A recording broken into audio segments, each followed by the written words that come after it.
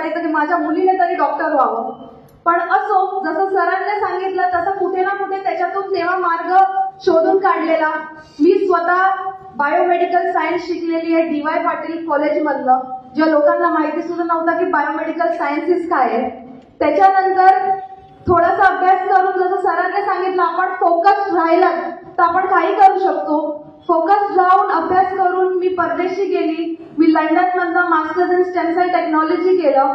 त्याच्यानंतर सुद्धा मला असं वाटलं कुठे ना कुठे एज्युकेशन हे कधीच कमी पडत नाही. मी UK वरनं US ला गेली. न्यूयॉर्कमध्ये जाऊन मास्टर्स, जसं सर बोलले, health care in public administration केलं.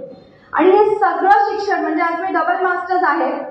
तुमचे लाडके योगेश दादा ग्रॅज्युएट आहे, हे पण तुम्हाला सांगते.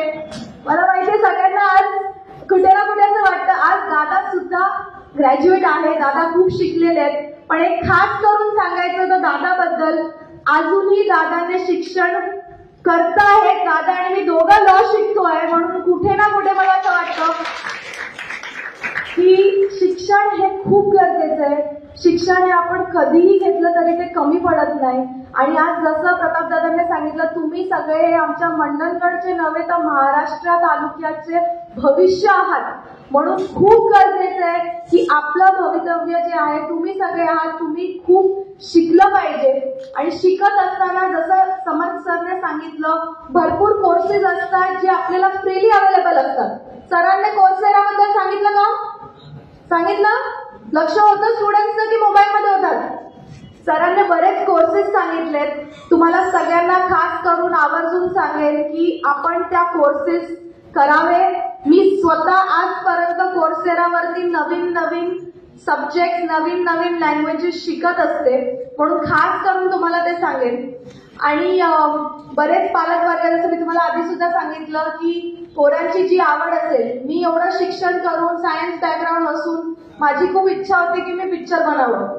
आणि मी दादा माझ्या आयुष्यात आले, दादांनी मला मदत केली. आणि दादांच्या सहकार्याने जरी सायन्स बॅकग्राऊंड मध्ये जरी असली तरी मी स्वतःच्या हिंमतीवरती 2 मराठी पिक्चर हे स्वतः प्रोड्यूस केलेत. म्हणून जसं सरांनी सांगितलं की आपण एज्युकेशन कुठेही घेतो ते कधीही तुमचं वेस्ट जाणार नाहीये. तर फक्त आपली आवड निवड जी असेल, आपल्या हॉबीज जी असेल त्याच्यावर सुद्धा लक्ष द्या, खास करून सांगेन. आणि बरेच पालकवर्ग सुद्धा इकडे आहेत. खास करून तुम्हाला सांगेन, पोरांना जे करायचं असेल थोडंसं त्यांना प्रोत्साहन द्या. त्यांच्या आवडीची गोष्ट त्यांना करायला द्या.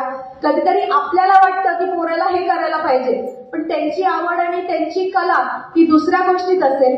म्हणून थोडंसं त्यांना प्रोत्साहन द्या. आणि मला माहिती आहे जास्त वेळ न घेता तुमची सगळ्यांची इच्छा होती की तुमचे लाडके दादा, तुमचे लाडके राज्य गृहमंत्री इकडे येणार होते, पण अचानक त्यांना कार्यक्रम आल्यामुळे ते नाही आले. पण त्यांची गृहमंत्री इकडे पोहोचलेली याची तुम्हाला खात्री देते.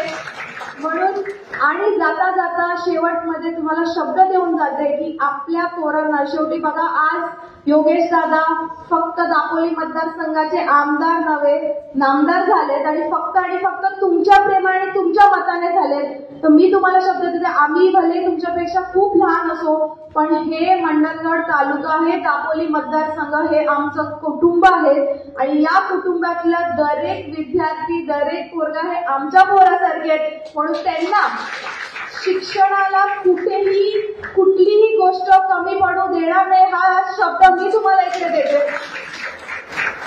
खास करून जसं सरांनी, समर्थ सरांनी तुम्हाला नंबर दिलाय, बघा कसं होतं, हेच समर्थ सरांनी जर क्लास घेतला असता आणि त्याला फी लावली असती तर तुम्ही फीस देऊन गेला असता.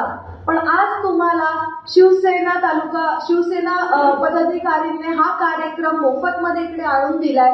म्हणून नक्कीच तुम्ही समर्थ सरांना कॉन्टॅक्ट करा. तुम्हाला जे काही डाऊट्स असतील त्यांना विचारा. आणि ह्याच्यासोबत जर तुम्हाला कुठलीही अडचण येत असेल तर मी सुद्धा उपलब्ध आहे. माझा नंबर घ्या, मला कॉन्टॅक्ट करा.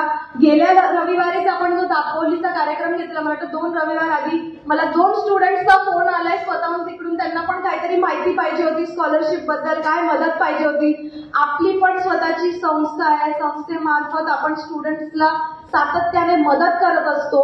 म्हणून पुन्हा एकदा तुम्हाला सांगेन की योगेश दादा हे तुमचे लाडके आमदार आणि लाडके नामदार सातत्याने तुमच्या मदतीसाठी तुम्हाला जी काय गरज लागेल त्याच्यासाठी उपस्थित राहणार आहे.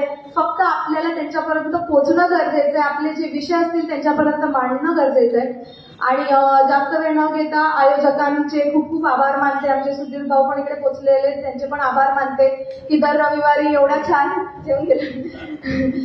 छान कार्यक्रम आयोजित करतात. आणि पुन्हा एकदा सगळ्या स्टुडंट्सचे मी आभार मानते. सगळ्या